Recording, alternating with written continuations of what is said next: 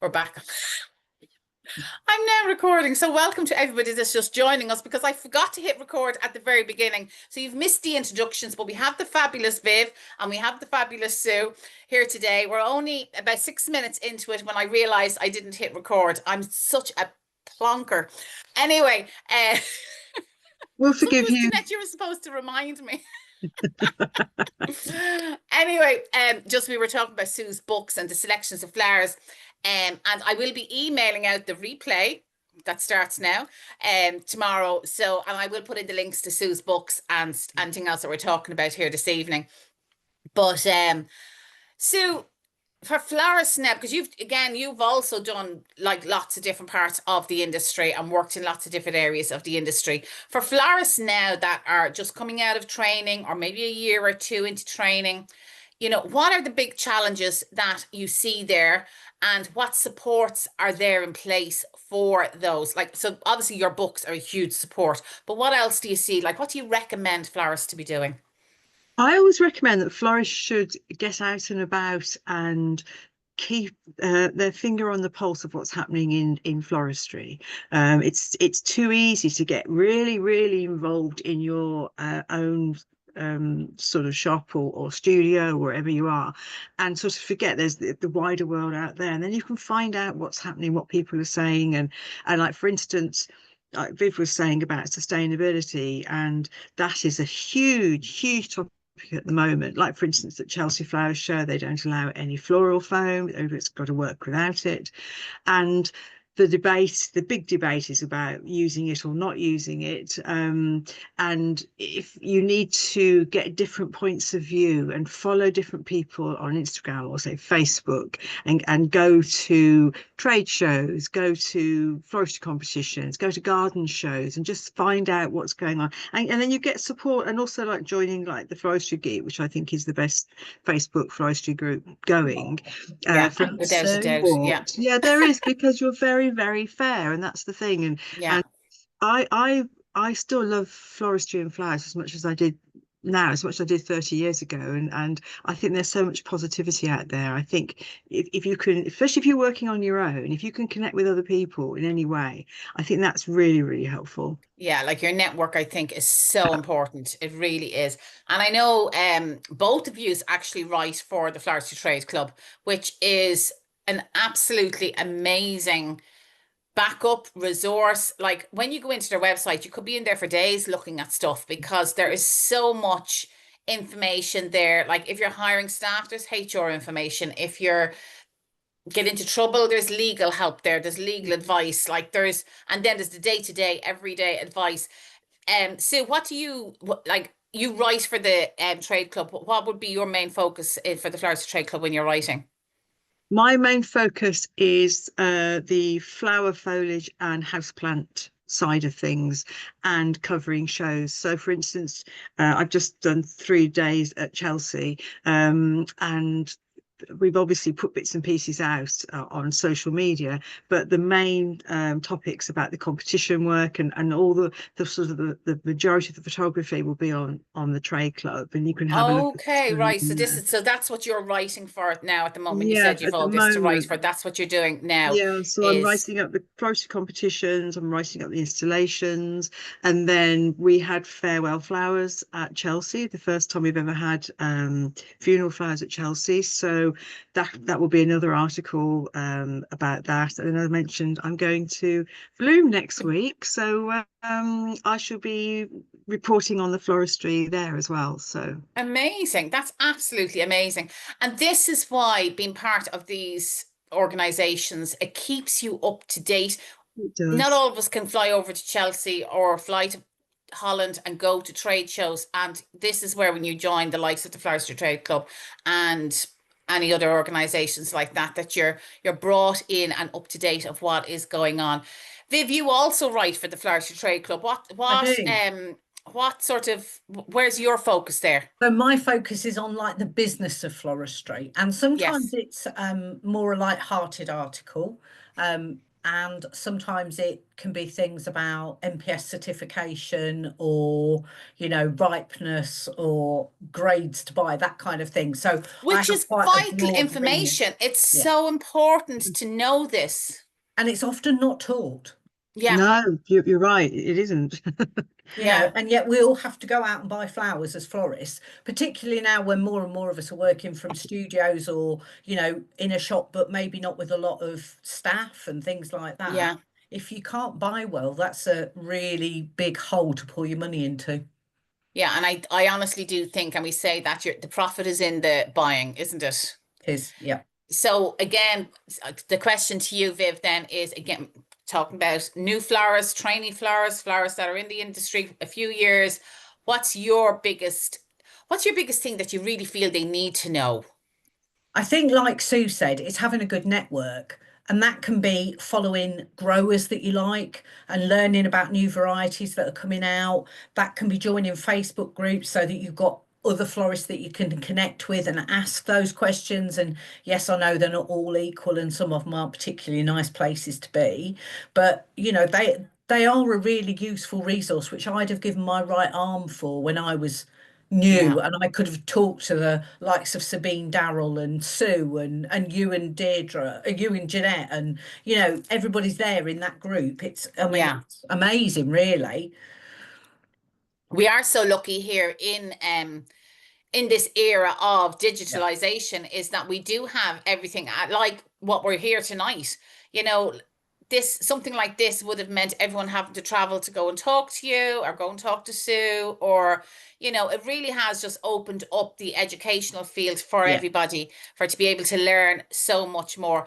Guys, if anybody has any questions for Sue or for Viv, feel free, post them in the chat and we will answer as many questions as we possibly can. But if there's anything, be a part of your running your business that you're struggling with, be it particular flowers that you're struggling with, or anything at all, or if you have questions for myself and Jeanette, work away. Jeanette is here as well. She's there. She's on the call as well. So any questions, post them away in the comments and we will get to as many as we possibly can. Going back to so I know Viv, it must be about 3 years ago that you developed your first Bible, which was the Flower Bible was the first Flower one. Bible. Yeah. So 2 years. 2 years. Tell us about that and how that came about and how that has literally grown legs into what other people are needing. Yeah, so I'd always kind of had the idea, and when I worked for Florist Mart, we'd had something similar but not quite as expansive, and I've got lots of knowledge because I worked in wholesale, so obviously I know what's in season when, but actually lots of florists don't know that, and if you're doing a wedding consultation, you kind of need to be able to have it at your fingertips fairly quickly. So I started to work on the resource. It took a long time to do the first one. And it is literally a technical manual. There's nothing fluffy or flash about it. It is meant to be used as a work document. You know, think kind of A levels. That's where you're at. It's very much a learning resource, but it's done in a format where you can print it off, put it in your folder, and then you've literally got it at your fingertips. So what is it actually telling them? So it tells them all about. Adele is on the call. She's the first name on the list. I can see Adele on the call, right? And Adele she's go to a wedding and her bride has said, I want peonies, I want this, I want that.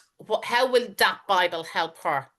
It literally tells you 147 flowers, and for each of those flowers, it will tell you the season that they're available, what flower food to use with them, whether they'll work in foam or water best, what their storage temperature is, what their vase life is, what colours they come in, whether they're scented, are they sensitive to ethylene gas. It sounds really boring now saying it out loud. But amazing. Yeah, so it is literally a technical document. Yeah. Flowers. Yeah, absolutely. Yeah. But then that obviously, as we said, it grew legs and you then developed others, and you've only since then added a few more, which I think are gold, to be honest with you, because I know we would have loved to have them a long time ago, but like contracts and terms and conditions and stuff like that. Tell us a little bit about those. Well, I'm very lucky in as much as my daughter-in-law is a paralegal. training to be a solicitor at the minute, so she's very good on those kind of things. So Charlotte and I have done these in conjunction with each other. Her using my floristry skills and me using her legal skills. So we have a complete admin package which has everything that you could need to set your business up and run it with good systems. And they're systems that I've used, so I know they work. So it has terms and conditions, risk assessment templates. It has email template, so if you get a complaint, it will give you the template literally to deal with that complaint, wedding enquiries, all those kind of things. It's got suppliers collaboration sheets, it's got update sheets, so if a bride changes things, you can just update it on the front sheet. You don't have to go in and change your proposal every time, you can just make yourself notes. All sorts of things that you would need to run your business. We also sell the risk assessment template and the terms and conditions as standalone. And the risk assessment for anyone that's doing weddings, like going into hotels or into any venues, you do need to have, and obviously Viv's is all written with the UK guidelines of whatever, but to be honest, the crossover is very similar. You could go through it or get somebody, if you have the template there, to get somebody to have a look at it. But I know definitely risk assessment is, I know we went to do a photo shoot one time in a public park and we had to look for permission and stuff like that, and the risk assessment was one of the things that we did have to do. So having we also do an idiot's guide, because I'm not techie, as you know. So we do an idiot's guide to how to personalize each piece of the documents for your business. Literally a step-by-step guide.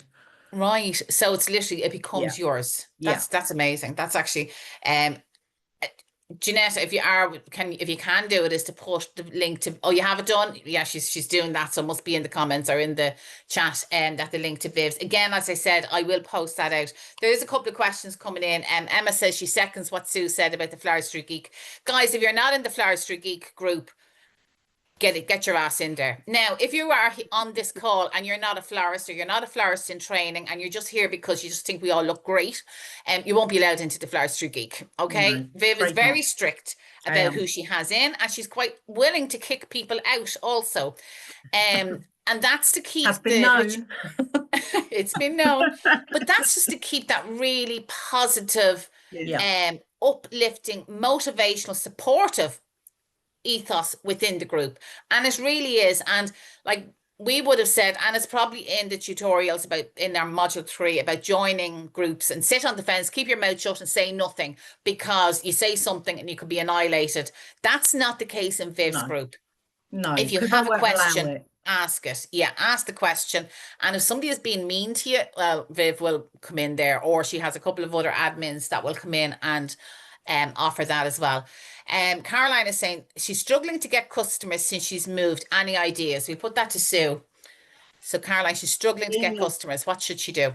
Well, you've got to get yourself out and get yourself known, really, haven't you? And I mean, you could do things like the obvious channels, which are advertising, using social media, but social media, you need to have something to say. So I would say something like, can you do a workshop, perhaps a summer workshop, headdresses, perhaps where you can get to meet people, where you can, especially if you do it in the town where you're living, so you get to meet the people who run the local sort of facilities, where you can have meetings and take photographs and just have a lovely time. Great idea. Great idea. It does take a while, but I think the thing is to be there, to be out there, and consistent. Yes.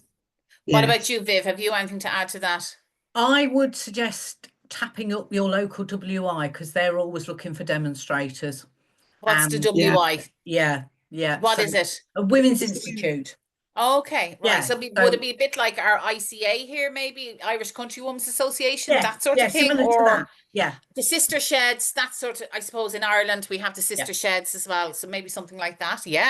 They're always, and like we get regular, and they don't have a budget, but you know what? It's to us, it's like giving back to the community, and you would be surprised because they buy flowers too. They do. They do. Yeah. They do. In fact, I've just done a wedding today for a member of the WI who found me because I demonstrated for them last September. Yeah, there so you it's go. already paid it back. Put yourself out there to demonstrate. And we are coming up to, I know it seems scary to say, but we are coming up to Christmas, guys. It is not going to be that far away. No. And we already have Christmas demonstrations booked in. Yeah. So yeah, don't be afraid to start even looking that far ahead. Sarah's asking, hi ladies, I have a question. Can you recommend making the transition from working for a company in floristry into floristry, with the challenges around being available when you are in the office Monday to Friday, and how best structure your business given minimum wholesale and not knowing how many orders? Okay, so what she's sort of saying, she's trying to transition from, okay, so give this to you, Sue. She's trying to transition from corporate into, she's not ready to give up her job, she's still working.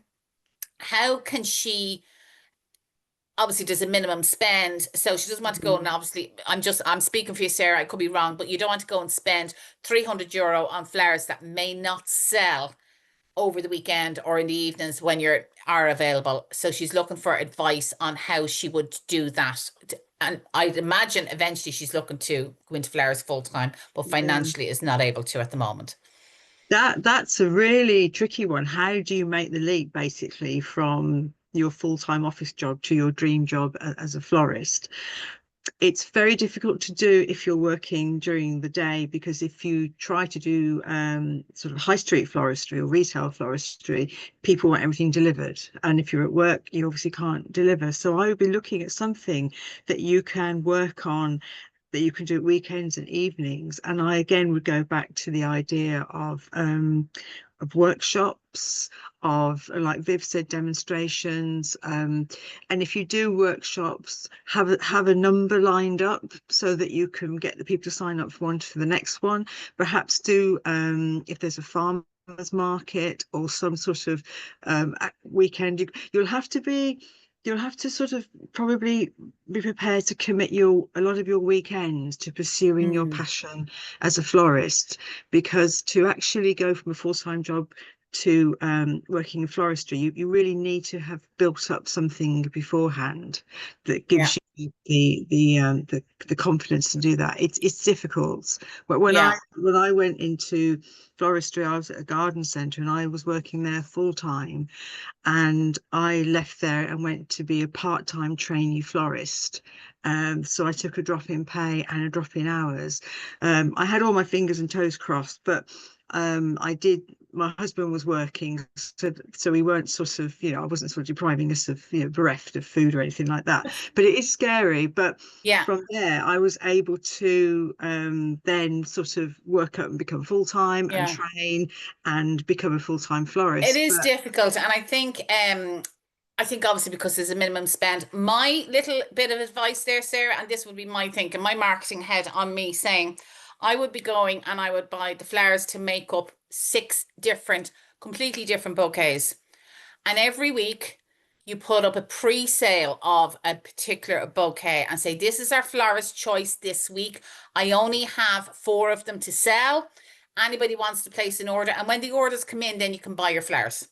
If the orders don't come in, you don't buy the flowers. And then you go on, you say, that's been sold out. We've completely sold out because you haven't got the orders in. You're completely sold out. This is the one we're doing next week. And you're putting that little bit of panic on them, but it's more pre-sale than buying flowers and hope that you're going to sell them. That would be my little bit of advice in that sort of sense. What about you, Viv? Have you any advice there for Sarah? We've loads of questions in the comments, but yeah. Yeah, I think something like that, or subscription flowers, so that you know exactly what you're buying for. And look at those wholesalers that will do small minimum orders. It depends where you are, but if you're in the UK, BJ Richards in Cornwall, their minimum spend is £35. Van Vliet in Derby, they don't have a minimum spend and they will courier it out to you. So there are places out there that you don't have to spend a huge amount with. Yeah. So that's definitely great advice. Karen says, hi ladies, trying to get funeral flowers off the ground only on Facebook. What's the best way to do this to get a wider reach? Oh, that's a tricky one. Again, I think you've got to probably invest in making up some items that you photograph, because you need something. People will want to have something to look at. So you will need to put some stuff together and be able to do that. So make sure that whatever you do, you can get the flowers. So don't go too mad at first and include cymbidium orchids and Yeah. 50 red roses, sort of. Yeah, keep it simple. Yeah. You might find a niche if you offer environmentally friendly flowers, rather than go down the if you go to a traditional funeral directors, they will often sell you something out of their brochure. While the conversation we're having at Farewell Flowers, actually, at Chelsea, you go to the funeral directors to organise the funeral, they bring out the flower brochure. Before you know it, you've signed up for your £300 double-ended with 3 blocks of oasis in a big tray. Because then they don't tend to go straight for the environmentally friendly, sustainable angle. So that could be something you could offer, perhaps. So you're doing tied sheaths, so you're doing willow ring bases, you're doing moss-based tributes. Make some up, make sure you can do them, because of course it's always at short notice. So make sure whatever you put on there, you can make sort of like within a week, whenever you might need it. And make sure whatever you do, you price it up correctly. Yeah, that is key, is the pricing. Just let me go through very quickly, see how we got. Viv, where can we get the link to Viv's guide? Celine has put it into Celine has put it into the chat there. So have a look. Somebody's saying Olivia is saying the admin pack is amazing. Adele is saying the group is great for information. Somebody else saying thanks for Viv, the pack is really useful. Jeanette's putting the link to the taster course. Sarah says that's it exactly. Thank you. So she obviously got something back out of that. Anya, do you have advice for new flowers who cannot drive and cannot afford to pay someone to make deliveries off the get-go? You can afford to pay someone to make deliveries. You just have to find the right someone. Yeah. So and I think sorry. Go on, sorry, I'm talking over you. Go on. So my delivery driver is a stay-at-home dad. He drops his little girl off at school and then he comes and picks my flowers up and delivers them. And he takes the full amount of the delivery charge. And that is literally what I pay him. So he can be doing 7 or 8 deliveries in the small town that I live in, and he's probably earning, I don't know, nearly 40 quid for that. Yeah. And it can be done in an hour. So, Yeah. he pays, he's self-employed, so he pays his own tax and national insurance, and jobs are good ones. But it's an ideal job for a stay-at-home mum, dad, or somebody who's semi-retired and just wants something to do.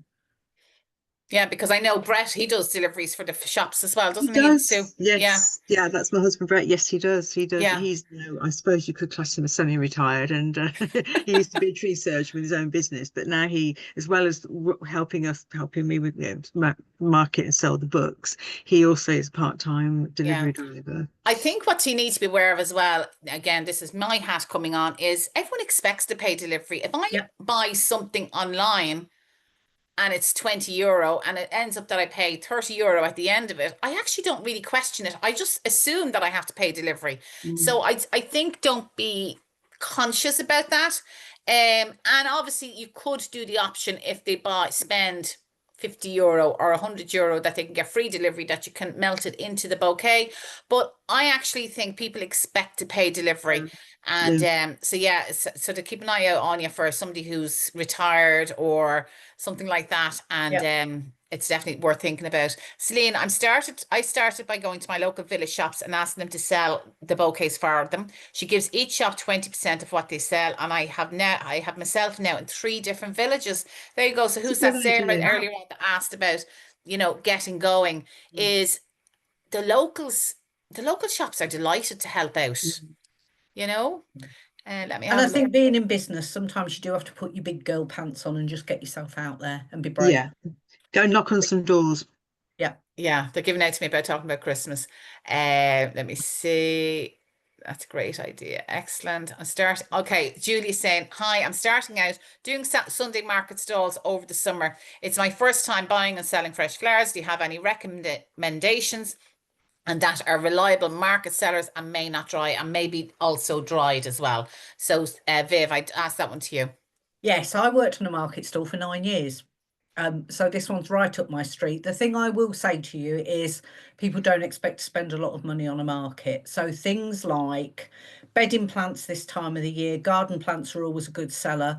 Take a hand-tied bouquet and then take your cards so that people can take your cards away and order bouquets, because they may not want one that day, but they might want one in the future. So show what you can do. Perhaps even take a funeral wreath, and put it on your stall. Show people that you do funeral work. Market stalls aren't big money spinners, but they are very good at getting your name out there. So I think that's the way you've kind of got to skew it. Dried flowers will always go well, anything like that. But people tend to like, certainly when I was on the market, they liked locally grown flowers more than anything else, because it was something that was a bit different. So if you can find some local growers, then I think that's going to be really popular. Yeah, great advice. Have you anything to add to that, Sue? And I think that's really good. Yeah, I would. I think selling plants alongside flowers at a market is a good idea. I think that, and also like having something that people can order from. I think trying to sell lots of little arrangements in jars and something can be tricky, because you've always got to think about people who've got to transport stuff. And I don't know about you, if I'm in a market and I'm buying lots of different things, I don't want to have to worry about a vase or something that's got water in it, because I don't have the means to keep it upright. Something which I've seen sold at my local farmers market is people planting little sort of succulents and things into cups and saucers. And they look really sweet. So you go to your local charity shop and you buy some little tiny containers and a teapot or something decorative and plant that up. So that makes a really lovely gift, and that is something which is easier for people to transport because there's no water involved. So and then coming up to Christmas, you can make a Christmas wreath and you can take orders off that. Just whatever you do, make sure you can. Sorry, that was I mentioned it again, didn't I? Sorry. But yeah, no, that's great advice. And I do definitely think plants are great fillers. And if you have somewhere to store them, when you bring them back home, if you don't sell them, I think they're really good filler. I loved Viv's advice. Show what you can do, even if it's a funeral wreath, or it's a dozen roses or something like that. Let them realize that you're more than just a market seller, that you are actually a florist. I think that's really key. I have a question here. I have to find a question now. Let me see. And with some Aoife, and I'm not sure if she's on the call, but she asked me, and I'd say it's probably Viv would be who. Aoife, here she goes. Okay, so she's a bride who's getting married in August, who wants peonies, and obviously she can't have peonies. So she got, this was the name of it, Rosa Parfum Peony Pink. Now I think that's a peony. Okay, Oh, so and she said that the stems, that's not going to be available in August. Yeah, it will be. That's a rose. Okay, So it's a rose. Okay. Peony Pink, which Parfum grow. And it does look very much like a peony. So it's okay, but she said the stems was very thin on it. They are. They are. Okay, so there is no if I've used it before, I've actually wired them to put them in. But you could do the trick with blush pink carnations. So 3 carnations together, bound just under the heads, looks just like a peony. There you go. That's great. That's the tip of the day. You have peonies all year round. And it's cheaper than a peony. Great advice. Yeah. And you could make something up with those in, and people would buy it, and then you wouldn't have to sort of explain. You say, well, this is what you've seen. Absolutely. Yeah. So whoever was it, Julie was talking about the market stall. Like you have peonies in October, but they're actually not. But you're not selling it as peonies. They're actually carnations strapped together to make thing to talk about, and that's what you want. You want to establish a rapport, don't you? And that gives you something to talk about as well. Yeah. Karen says, Viv, you're a Wonder Woman. Amazing idea. So yeah, and Aoife, I'm sure, will be watching on the replay that she will get the answer to that one. Another question that somebody asked me to ask was about foliage at this time of the year. Like, I think May is probably, there's no miracle. So what do you recommend? I kind of move away from foliage, if I'm honest, and I tend to substitute it with things like alchemilla, mint, tree fern. So my May bouquets and my early June bouquets tend to be a little bit more flower heavy than the rest of the year, just because foliage is absolutely shite. Yeah. Because, you know, it's all new growth and it's all floppy and just awful. So yeah, I think things like alchemilla, bupleurum, mint, tree fern, rosemary is quite good at this time of the year as well. Yeah, yeah, But rosemary, yeah. those kind of things are where I go, and then I lean quite heavily on the filler flowers as well. So Right. astantia, gyp, that kind of thing, just Yeah. to cut down the amount of foliage. Anya said that that's a great idea. She's going to use it for her own wedding in July. I'll try Been and some make one. I pictures. will try and make one and put it in the geek group. So I will. Do, I've got absolutely, 3 yes. red carnations sitting in a bucket that must have known. So I will do it and I will put it in the group. Julie's saying, thanks so much. Great advice. I'll use the stall to promote myself and head to charity shops for cups and saucers. Absolutely. Ask your friends and family. Have they got, there is a video on YouTube doing the cups and saucers and gluing them together and stuff like that on our YouTube channel for Tim. Aoife actually done some fabulous dried ones. I see she is on the call. She said, thanks a million. Yeah, she's done some dried cups and saucers there because Aoife does market stalls as well. And they're a great idea. Foliage, just come giving you the question on foliage, Sue. Have you any miracles or like what Yeah, would you be looking to grow? So, and I actually think when you said, Viv, there about rosemary, I'm like, okay, really, as florists, we probably should be growing rosemary in the garden as an easy pick. Sue, what else should we be growing, do you think? herbs in general are Okay. really good because the problem with evergreen foliage is that like your sort of your eucalyptus or your camellia and all the rest of it is that when it puts on new growth, that new growth, like I've said, is very floppy, it's very new, it will not hold up, it can't absorb water in the same way as the older growth. So that's why foliage in the summer becomes problematic. Herbs come into their own. So, like I said, mint, oregano is another one. Thyme, because and the added advantage, lemon balm, that's a great one as well. And the added Sue, advantage is, can I yeah. just ask Sue, how do you condition lemon balm? Because I've got it in the garden and I look at it, but I've always been quite, oh, don't know about you. Well, I do a practice run with it first. Right, So I would take some, and I think I'd probably treat it the same way I would treat mint, and make sure you haven't got, all your unnecessary foliage has been removed, and make sure it has a really good drink before you right. use it. But I always think if you're not sure about something, if you're using something which you are growing yourself, or is have a trial run with it, pick it a couple of Yeah. weeks before and Mm. move it around and see how it works, rather than on the day think, oh, I wonder if X from my garden will work. Too late if it And you know doesn't. what? So I think that advice is so important across the board. I think if you're a new florist and you're trying something new, don't try it on somebody's wedding day. no, Try it or beforehand on the and see, morning of the funeral. Yeah. and see, how it works for you. I'm laughing you saying about the herbs. I have basil. I buy basil, I think nearly every week, a basil plant. It is basil, yeah. The one I put into lasagna, that is basil, is it? And I Salads. love the Yeah. smell of it. The Yeah. fucking thing dies left, right, and centre. Won't stay alive at Yeah. all. Yeah. Yeah. And Yeah. that's in muck, like. Yeah, basil. Yeah, basil is not a good one. No, no. But I think also we've sort of helped at the moment. The trend seems to be more for flower heavy arrangements and less for Mm, foliage. I mean, a few years ago, brides seemed to be going down the aisle just carrying nothing but foliage with like a protea, and that was sort of more or less it. And just like so yeah. like eucalyptus, you could hardly see the poor girl. But they seem now to be very much. I look at bouquets now because I'm not in the shop anymore, so I see what's going on, and a lot of wedding bouquets now have practically no foliage in them at No all. foliage. Yeah, yeah. Much daintier now, aren't they, as well? I think we're going a little bit smaller again now on the wedding bouquets. Oh well, Yeah, it and I has think been more wild garden. I think the smaller filler flowers, less Yeah, focal flowers. It's all grasses. nearly the small fillers, isn't it?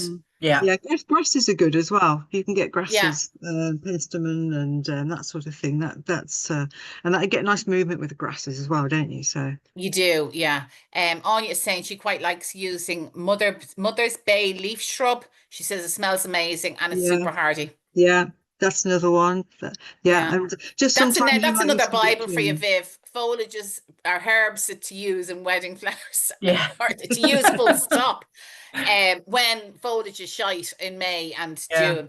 Adele is saying, hi lady, she's lots of catmint. Could I use that in hand ties? I think I'd have to trial that. I have Yeah. seen Nepeta at the wholesalers, so I'm assuming that it must hold if they're selling it. But Yeah, yeah, it's definitely one to try because it can be quite soft, can't it? yeah.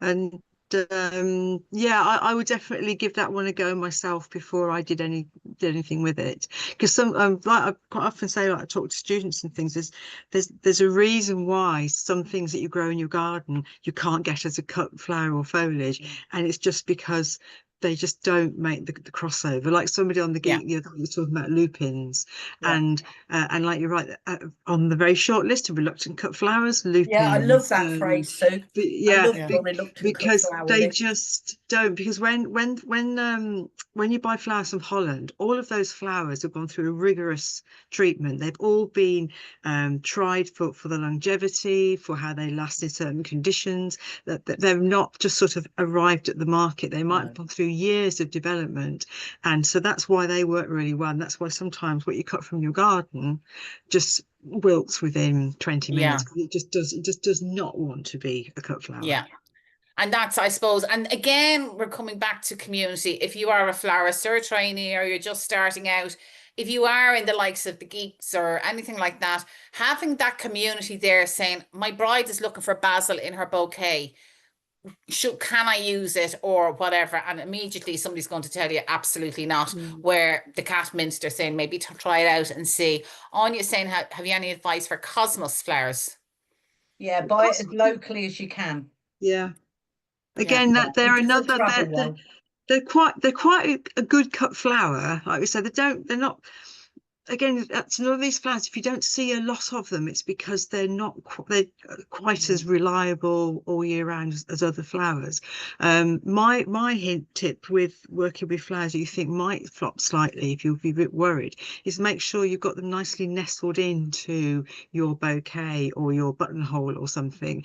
I know that there has been a trend with some wedding flowers to have one flower sort of going off at an angle, which I'm terribly sorry, but I really can't. I just can't. I can't get into that still. I'm like, but if you've got something which you are a little bit worried about on the day, if it's going to be really hot, even if it's a flower that you can normally rely on, but it's going to be very, very warm, if you just make sure that there's lots of support around the flower, so if it does sort of wilt slightly, it can't go anywhere, and nobody will be able to tell.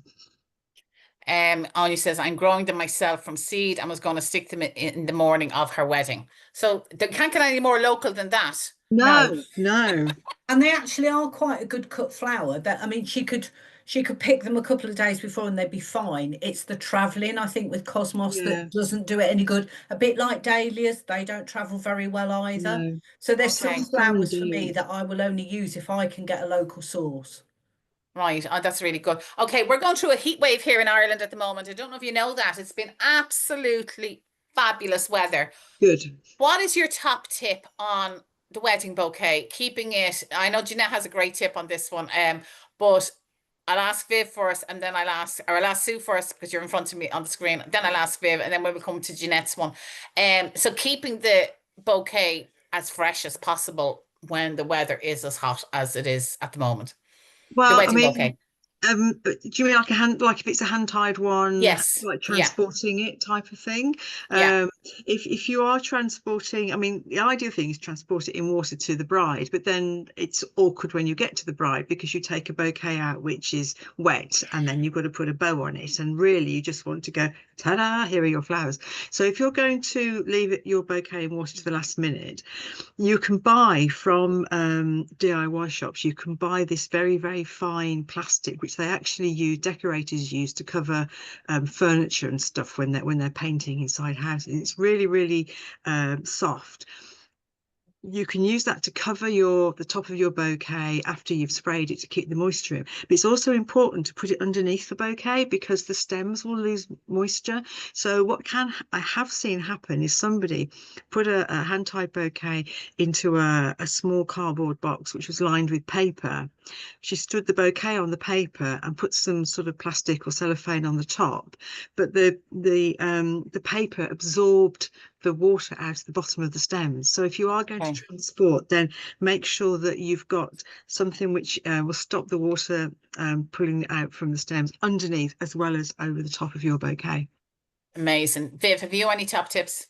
I do actually deliver my wedding bouquets in water.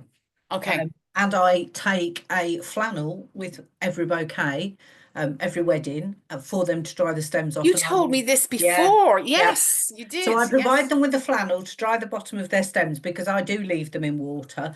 I've never had a problem with anybody complaining about wet ribbons or anything because I just make sure that there's only enough in the bottom of the vase to cover the bottom of the stems. And I do use Chrysal Glory. I do give it a good spray because it does make give it a a good huge spray. difference. Yeah. Super. Jeanette, do you want to come in with your top tip for keeping the bouquet fresh? Just unmute yourself first. Down the bottom, click on the bottom. See technology when it comes to it. Press on the screen, you see the little red mic on the left or on the right, one or the other. She can't do it. Okay, she can't do it. I'll tell you what it is. So Jeanette's tip for keeping the bouquet fresh is actually when the bouquet is made before the outside stems go on is actually a condom. Oh. So really hot days. Me? Why would it not? Exactly. Condom onto the end of the bouquet and then you can wrap it up with the handle and stays perfect. Not a sausage. Not the flavoured ones and not the ribbed ones. Just the regular. But yeah, I thought we'd finish on that one. I thought that was quite a good tip to finish on. Yes. Guys, Celine has I'm not surprised. Celine, thank you so much, has been putting the links in the Jeanette is not lubricated either. Celine has been putting the links in the chat for us for Sue. Do go over and follow Sue over on the Instagram and on Facebook, and especially this week because you're going to get all the information from Chelsea and everything that she's been up to. The link to her books, if you haven't got them, why not? Because they're absolutely amazing. And somebody's asking what day is Sue attending Bloom. She's attending on the Thursday. So if you're there on the Thursday, we can organise a hookup and catch up. Yeah, and, that would be really good. You know, I've done nothing about it because I've been so busy doing Chelsea, and I really should book a flight probably. That might be a bad idea. That would help, wouldn't it? But yeah, I am because I'm going for the Floristry competitions and things, and I'm very excited to be going. Brilliant. And Viv, as again, obviously all the links to her Bibles and her terms and conditions, her admin packages is all in the chat. And there again, I'll be sending this out on the replay. So anyone that is watching on the replay, you will have it all in the emails anyway. Guys, thank you so much for joining us this evening. It's such a beautiful evening, and to get 41 of you on the call, to stay on the call, we must be doing something okay. So they must have enjoyed it somewhat. Somebody's asking, do you have a link for Bloom? Thanks so much. Bloom is in it's in the Phoenix Park. Board Be a Bloom is what it's called. It's like Chelsea in Ireland on about 1% size, I suppose. It's our Chelsea. Lots of great comments coming in there. Thanks a million. Guys, thank you so much. Sue and Viv, once again, you guys are just amazing. You are so good with your sharing your knowledge and coming in and helping out the trainees or the new florists that are here. And on that note, guys, Florist of the Year is going to launch on the 7th of June. I think about that. Sorry. The 7th of June, we will be launching Florist of the Year. And I see Catherine Berla is there. That she was one of the winners last year. Amazing prizes and more amazing prizes coming in. Viv has she's offering a package as well as part of the prizes. So keep an eye out in your emails for that. We'll be sending out more information. And I know Sue and Viv will be sharing it across as well. Guys, have a great evening. We will talk to you all very soon. Those of you on module 1 and 3, Jeanette will see you in the Bloom Room in the morning. And yeah. Have a great day. Thanks Thank you very much, everybody. Thank you. Bye. Bye.